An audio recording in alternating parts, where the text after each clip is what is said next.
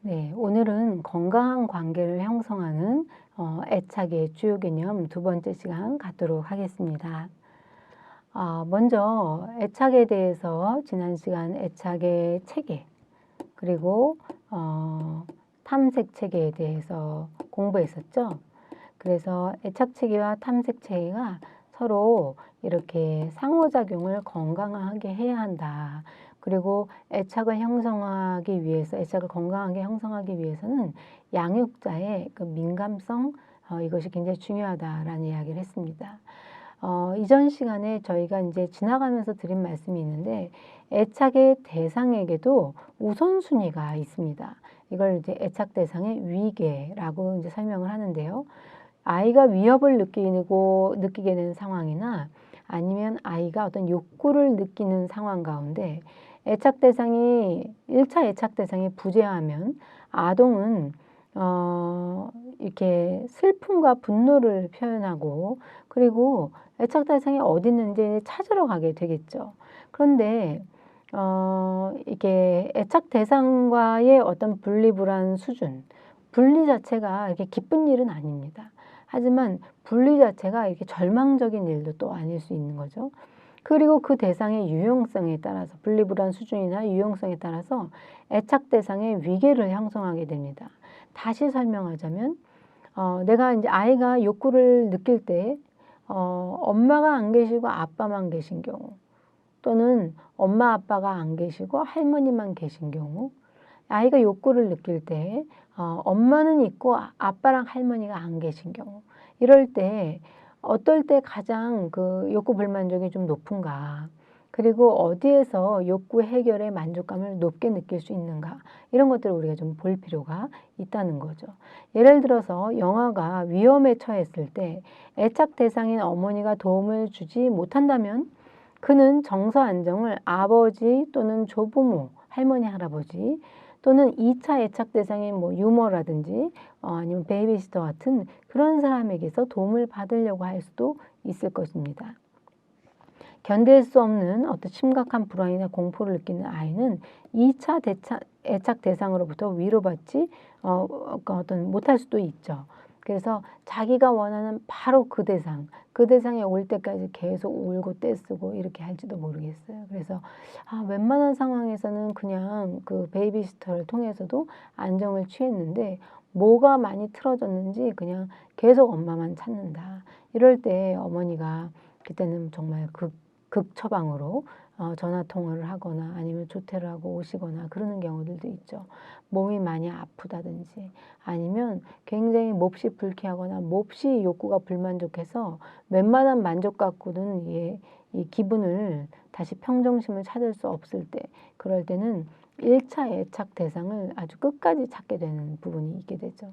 그래서 우리가 물론 그러지 않아도 울고 떼쓰고 지쳐서 자고 이러는 경우들도 있는데 여러분도 그런 아이들을 키우면서 그런 경험들을 많이 하겠지만 이제 그런 경우가 생기게 되면 아이가 이제 얼굴에 이게 이게 얼굴이 조금 이렇게 어둡고 기운이 없어지죠. 그래서 그것이 완전히 기쁨, 충만한 기쁨으로 바뀔 때까지 어느 정도 그런 거칠어진 이런 심리적 상태를 보여주는 표정과 이런 정서적 무드를 느끼게 되는 경우도 있습니다.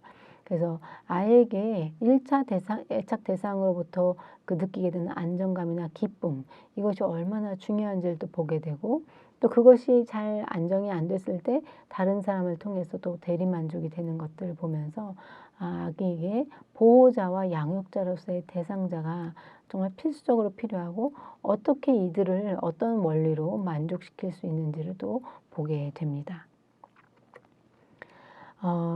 오늘 참 중요한 개념을 다루게 되는데 이 개념을 그냥 단독으로도 이야기 나눌 수 있겠지만 특별히 오늘 그 주요 개념에서 그냥 다른 개념들과 함께 다뤄보도록 하겠습니다. 예전에도 설명드린 것과 같이 인터널 워킹 모델, 내부 작동 모델 또는 내적 작동 모델, 내부 실행 모델, 그냥 실행 모델이라고도 이야기를 하는 어떻게 보면 애착 이론에서 가장 핵심적인 개념이 되는 부분이라고 볼 수가 있겠죠. 이 작동 모델은 사람들이 갖고 있는 자기와 환경에 대한 자신과 환경에 대한 인지적인 지도, 곧 표상이라고도 이야기할 수 있겠습니다. 여러분, 이러니까 우리가 이제 비전공자가 듣기에는 조금 어려운 개념이 나오죠. 인지적인 지도, 그러니까 어떻게 보면 머릿속에 그리는 관계의 지도라고 이렇게 맵, 지도라고 볼 수가 있겠습니다. 제가 왜 자판기 예전에 예를 들어 설명드린 적이 있었죠. 그래서 A라는 사람은 B라는 사람과 이거랑 다른 특징이 있어. B라는 사람은 이러이러한 특징이 있고 C라는 사람은 이러이러한 특징이 있어. 이렇게 이제 아이가 이해를 하고 있으면 A냐 B냐 C냐를 따라서 이렇게 예측하는 것도 틀리고요. 그리고 반응을 어떻게 해야지 이 사람과 잘 지낼 수 있는지 이런 것들의 방식들이 다 다를 수가 있는 거죠. 근데 그 1차 애착 대상인 그 A와의 관계를 가지고 응용을 해서 B, C와 만나는 경향들이 많기 때문에 사실은 초기의 애착 대상인 주 애착 대상과의 관계의 패턴이라는 것은 매우 중요합니다. 그래서 우리가 외모만 부모로 담는 게 아니라 그 사람의 관계 방식이라든지 그 사람이 자기를 안전하게 지키는 방식을 아이가 그대로 배워서 대인관계를 하더라는 거죠. 그래서 어떤 안전함의 기초를 위생적인 것에서 찾는 사람의 자녀는 그 아이도 밖에 나가서 위생 이런 거 찾게 되죠. 어떤 사람은 안정감이라는 것이 이런 어떤 그 뭔가 이렇게 아까 관계를 뺏고 뺏기는 관계라고 이해를 하고 있을 때 아이를 키울 때도 애들한테 이걸 뺏기지 않도록 아이를 잘 훈련시키는데 너무 급급해 보일 수도 있고, 이 아이는 밖에 나가서도 유치원 가서 다가오는 사람들이 다 혹시나 내 거를 뺏어가지 않을까 의심하면서 만남을 하게 될 수도 있습니다. 다시 말해서 우리가 대인관계를 할 때 아직 그 사람에 대한 정보가 별로 없을 때, 그리고 아주 약간의 정보만을 가지고 있을 때 우리 마음속에 무엇이게 어떤 기대를 그 사람에 대해서 갖고 있는가, 어떤 예측을 그 사람에 대해서 갖고 있는가, 이것이 재미있게도 과거에 내가 관계했던 경험에서 그것들이 나온다는 거죠.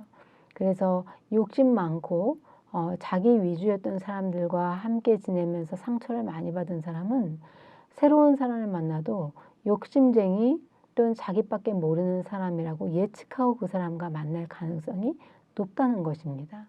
그래서 자신과 환경에 대해서 우리가 실제하는 것을 객관적으로 이해하는 사람은, 객관성이라는 것은 인간에게는 참 그 제한적인 부분이죠.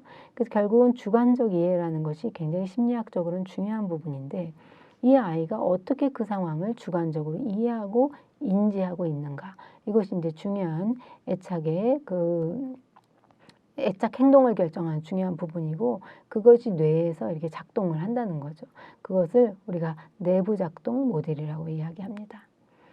제가 이제 북두칠성을 이렇게 그리면서 설명을 하는 것을 많이 할 때가 있는데요.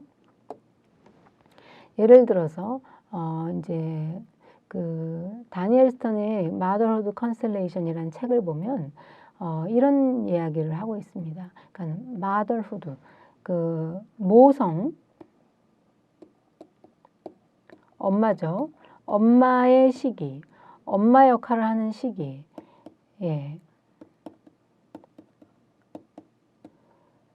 컨스텔레이션 하면은 이렇게 별이 모여 이렇게 스텔라 그럼 별이잖아요. 별이 투게더 모여 있는 상황이에요.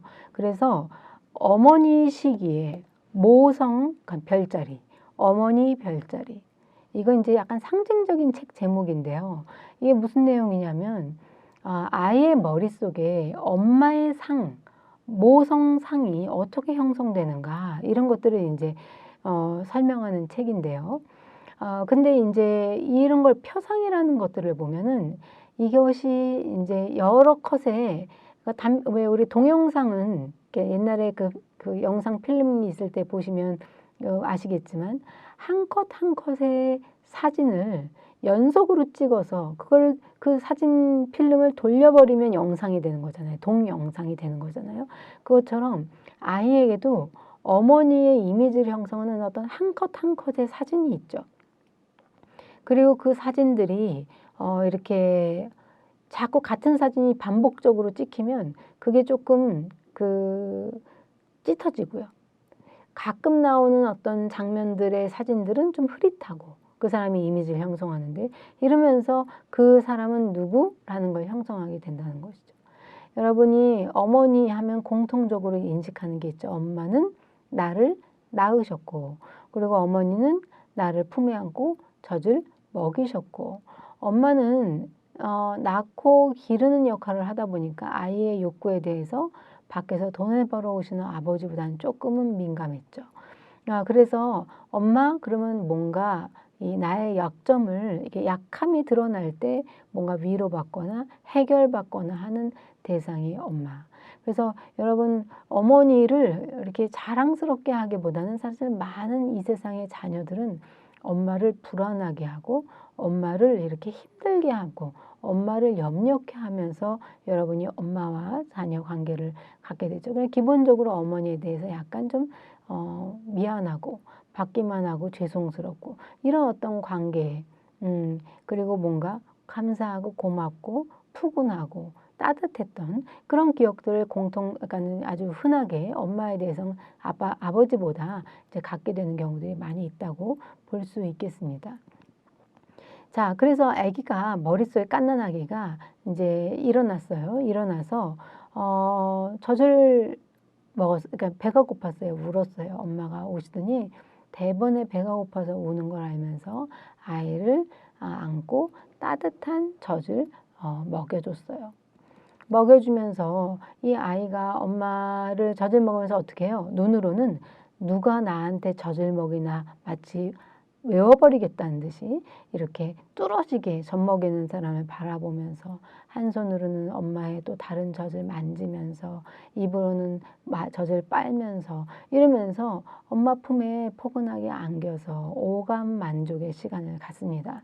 자, 이것이 어떻게 보면 엄마, 와, 따뜻하고 맛있고, 뭐, 쫄깃쫄깃하고 정말 부드럽고 아주 뭔가 푸근한, 정말 좋은 것. 이렇게 엄마를 인식할 수 있죠. 근데 어느 날 엄마가 또 딸랑이를 가져와서 막 재밌게 노래도 불러주고 놀아주고 까르르 까르르 막 그런 어떤 엄마의 장면을 봅니다. 엄마, 그러면 되게 재밌는 즐거운 사람, 나를 즐겁게 해주는 분, 이런 거 인식할 수 있어요. 또 어느 날 엄마를 보면은 우리 엄마가 이렇게 편안하게 잘 잘 수 있도록 이 스르르 잠이 드는 나를 안고 자장가도 불러주고 잘 자라고 등도 두들겨주고 마사지도 해주고 이렇게 하고 있어요. 그래서 우리 엄마 정말 포근한 침대와 잠자리 같이 아주 푸근하고 편한 사람, 이걸 이제 느끼게 됩니다.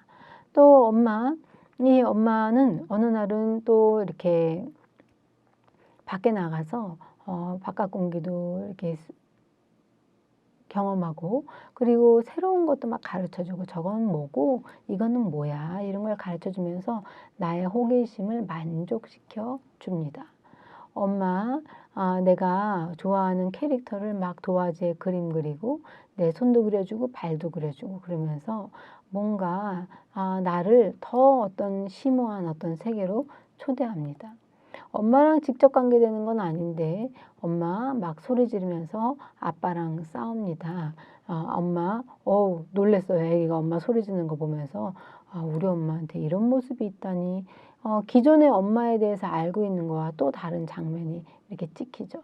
그리고 우리 엄마 어떤 날은 불러도 어디 갔는지 없고 뭔가 어딘가에 정신이 막 이렇게 몰두돼 있어서 좀 놀아달라고 아무리 가서 애교를 부려도 엄마가 이렇게 다른 거 갖고 자꾸 놀라 그러고 자기를 외면한다.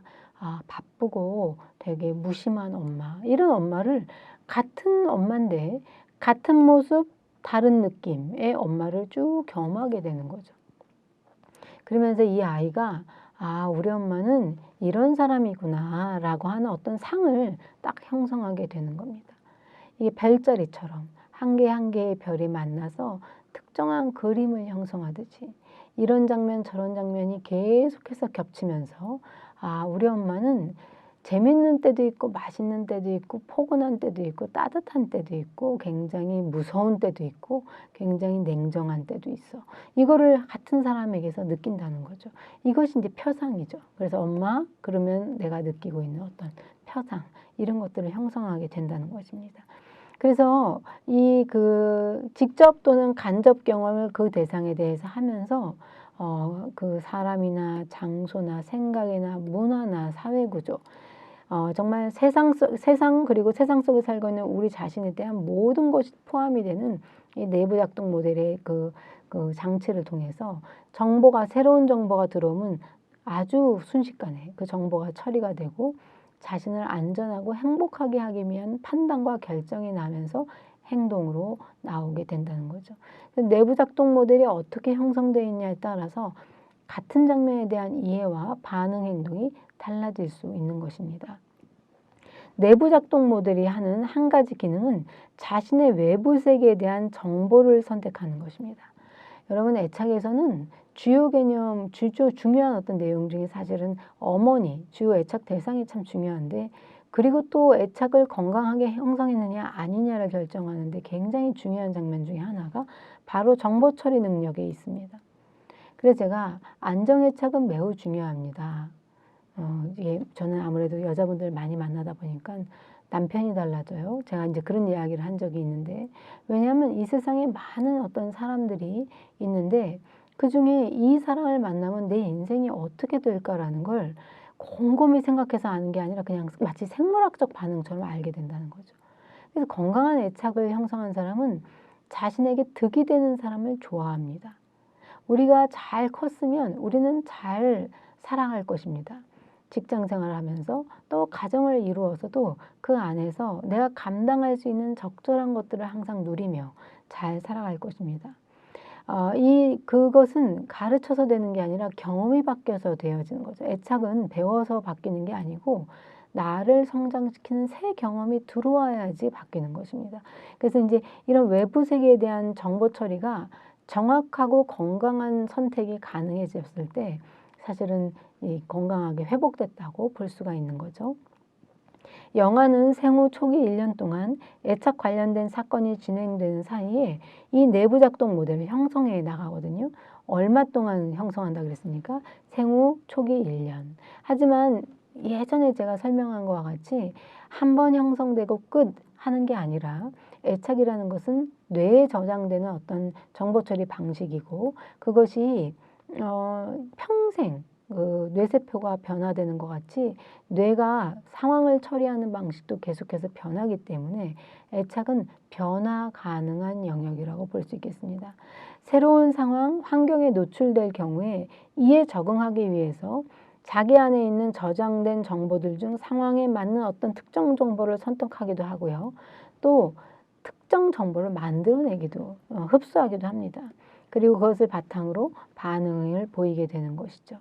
내부작동 모델 같은 경우는 생후 몇 개월이면 만들어지기 시작하는데요. 아까 말씀드린 것처럼 그 후에 계속 만들어지고요. 또 수정되는 특징이 있습니다. 그래서 최초의 작동 모델 이후에 아동이 세상을 경험하고 반응하는 방식에 영향을 주고 그리고 작동 모델의 수정 과정에도 영향을 주는 매우 중요한 기능이고요. 그래서 애착 같은 경우에는 한 번 형성됐다고 우리가 잘못 형성된 걸로 인해서 힘들어하기보다는 빨리빨리 새로운 방식 또 건강한 방식으로 변화시키는 데 포인트를 둬야 되는 그런 부분이라고 볼 수가 있겠습니다. 자, 애착의 전 생애적인 발달을 보면요. 영유아기 같은 경우는 애착이 초기에 형성되는 시기라고 볼 수가 있겠죠. 그렇지만 그 이후에도 계속해서 애착은 수정되고 발전되고 변형될 수 있습니다. 그러니까는 초기에 애착 대상의 돌봄적인 환경에 의해서 애착 유형이 안정이냐 불안정이냐 회피냐 양가냐 이렇게 결정되는데 아동기에 접어들면 애착 유형에 따라서 서로 다른 인간관계, 대인관계 방식을 보이게 되고요. 청소년기가 되면 애착 대상이 내면화되어서 자신의 내면 세계를 형성하게 되고 다시 말해서 청년기가 되면은 엄마 아빠가 어린 시절에 나를 돌보고 밥 먹이고 재우고 또 아플 때 살피고 했던 방식을 내가 나한테 해줍니다. 그러면서 이렇게 내면화시키는 거죠. 그리고 성인기가 되면 자신만의 사고의 틀, 세계관, 직업감을 포함시킨 어떤 그 가치관의 틀을 다시 형성해서 이게 나만의 아이덴티티, 이게 어떤 정체성의 어떤 일부로 그 대인관계 방식, 인생관 또는 결혼관 이런 것들이 이제 형성되게 되는 것입니다. 자신과 타인 그리고 세상에 대한 개인적인 시각인 자기 타인 표상을 형성하게 됩니다. 이게 이제 대상관계 개념에서 이야기하는 그 어떤 대상 관계라고 볼 수가 있겠죠. 대상 개념이라고 볼 수도 있겠는데요. 나는 타인과, 그러니까 나와 A라는 사람과의 쌍, 나랑 B라는 사람과의 쌍, 나는 대인관계할 때 어떤 모습인가에 대한 어떤 그림을 자각하게 된다는 거죠. 그래서 애착 발달에는 연속성의 특징이 있어요. 한 번 하고 뚝 이렇게 되는 마치 키가 성장하는 것 같이 성장하고 끝이 아니고 계속 변형되는 것입니다. 마치 몸무게 같죠? 예, 빠질 수도 있고 찔 수도 있고 이제 이런 것 같은 거예요. 근데 초기 애착이 안정적이었다고 해서 이후 발달에 계속 안정적인 게 아니라 깨질 수 있다는 거. 그래서 충격적인 사건이나 강력한 불안 요인이 생기게 되면 불안정 애착으로도 변형될 수 있는 부분이고요. 초기에 불안정 애착을 형성했다고 해도 이후에 안정 애착을 재형성할 수 있는 긍정적 경험을 통해 내부 작동 모델과 애착 유형이 변화 가능하다. 요즘 이렇게 그 동물 키우시는 분들 많죠. 흔히 키우는 동물 중에 하나가 이제 개, 강아지인데 개와 강아지를 보면은 이렇게 참 사람 하는 거하고 비슷하다 이런 것들을 보게 됩니다. 그래서 강아지도 주인 잡고 바뀌면 안 된다 그러잖아요. 그래서 이제 개가 그 집주인이 바뀌면 굉장히 그걸로 인한 그 상처가 크죠. 그래서 이제 평소와 다른 행동을 보이고 밥도 잘 안 먹고 이제는 굉장히 이렇게 버려졌다는 생각 때문에 굉장히 슬퍼하면서 또 시름시름하고 건강하게 크지 못하는 경우, 부적응을 끝내 극복하지 못하고 그대로 이제 나이가 드는 경우들도 있고요. 또 새로운 주인에게 마음의 문을 못 열다가 점점 마음의 문이 열리고 친해지고 이제 새 환경에 적응하게 되고 새로운 주인을 좋아하게 되고 이러면서 적응하는 경우들도 있고 다양한 어떤 이 개도 관계 경험을 통해서 그 환경을 이해하고 거기에 반응하게 된다는 거죠. 사람은 얼마나 또 언어적인 소통까지도 가능하니 그런 것들이 빨리빨리 변화될 수 있고 또 깊게 마음속에 자리할 수 있겠어요. 그래서 애착은 전생애적으로 발달하는 것이지 한 번 안정애착이 영원한 안정애착을 보장해 줄 수 없다라는 것을 알 필요가 있겠습니다. 자, 애착 유형이 세대 간의 전이를 보입니다. 예를 들어서 영아기의 그러니까 애착 유형은 영아를 보살피는 애착 대상의 애착 유형에 따라서 크게 영향을 받게 되죠. 주 애착 대상의 내부 작동 모델이 갖는 특성과 애착 유형이 아기를 돌볼 때 돌봄의 행동이라든지 민감성에 영향을 주게 되죠. 그리고 그것이 아동의 안정 또는 불안정 애착을 형성하는 데 영향을 많이 미치게 됩니다. 그래서 어머니와 아버지의 애착 유형이 자녀를 키워서 그 아이를 건강 애착, 안정 애착으로 형성하는 데 굉장히 영향을 많이 미치게 되고 저희가 이제 이런 아이 상담을 많이 하다 보니까 아무래도 그 부모님의 불안정 요소를 해결하기 위해서 부모 상담을 하게 되는 게 또 이런 이유이기도 합니다.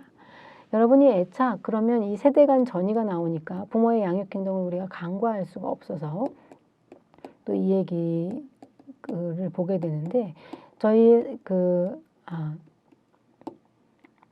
저희가 이런 그 중독, 게임이라든지 아니면 도벽이라든지 뭐 어떤 쇼핑이라든지 아니면 특히 성이라든지 이런 거에 이렇게 중독을 보이는 사람들을 보면 부모와의 관계가 좋지 않고 만족스럽지 않았던 사람들이 많습니다. 부모한테 충분한 사랑을 받지 못하거나 관심을 받지 못하거나 충분히 안정적인 정서적 교류를 못했던 사람들이 무언가에 빠지고 중독되는 것들을 보게 된다는 거죠. 그래서 그 사람들, 그래서 제가 보면 중독 문제가 친밀한 인간관계를 형성하지 못한 사람들에게 공통적으로 보여지는 부분 아니냐. 사람이 게임도 재미있고 성도 즐거운 것이고 그 다음에 몰래 무언가를 했는데 들키지 않는 것도 짜릿한 것이고 계속해서 원하는 물건을 사들이는 것도 재밌는 일이지만 그것이 인간관계의 즐거움을 대체할 만큼 즐거웠다면 여러분은 다방면의 건강한 즐거움과 함께 이 즐거움을 적당히 누리는 게 아니라 너무 다른 즐거움이 없어서 여기에 이렇게 몰입되어 있는 상황이라고 보게 된다는 거죠. 건강한 것이 아닐 수 있습니다. 그래서 애착 대상이 정서적 안정감이 높으면 안정적인 양육 태도를 보일 수가 있고 그렇게 양육받은 아이는 안정애착으로 이제 형성될 수 있겠죠. 반면에 애착 대상이 불안 수준이 높거나 돌봄 행동이 불안정할 경우에는 이런 아동은 불안정 애착을 형성할 수밖에 없습니다. 그래서 이런 세대 간 전이의 특성을 저희가 본다면 건강한 애착을 형성하기 위해서 이 양육 코칭을 하는 것이, 그러니까 부모를 돌보는 것이 너무 중요하다는 거죠. 그러니까 부모님이 나의 양육 행동을 객관적으로 이해할 수 있는 어떤 시간을 갖는 것이 아이를 정작 그러니까 상담이라는 건 굉장히 제한적인 시간이기 때문에 영구적으로 많은 상황 가운데 아이를 잘 적절하게 가이던스를 하고 관계를 형성하기 위해서 또 아이 안에 있는 근본적인 미해결된 욕구를 건강하게 해소하고 해결하기 위해서 필요한 부분이라고 볼 수 있겠습니다. 이상 애착의 주요 개념에 대해서 알아보는 두 번째 시간 수업을 마치도록 하겠습니다. 수고 많이 하셨습니다.